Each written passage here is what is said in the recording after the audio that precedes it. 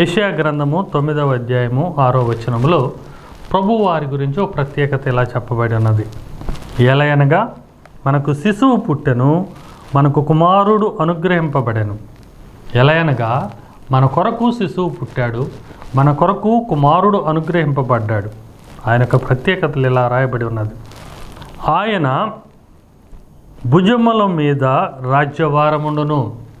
యేసుక్రీస్తు కుమారుడుగా భూమి మీద అనుగ్రహింపబడిన తరువాత ఆయన భుజముల మీద రాజ్యభారం ఉంటుందట.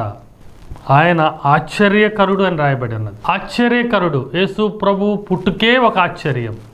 శాస్త్రానికి విరుద్ధంగా, ప్రకృతికి అనుకూలంగా కాకుండా ఒక కన్య గర్భమున దేవుని యొక్క ఆత్మ ద్వారా దేవాది దేవుడే మనుష్య కుమారుడుగా భూమి మీద జన్మించడమే ఒక ఆశ్చర్యకరము.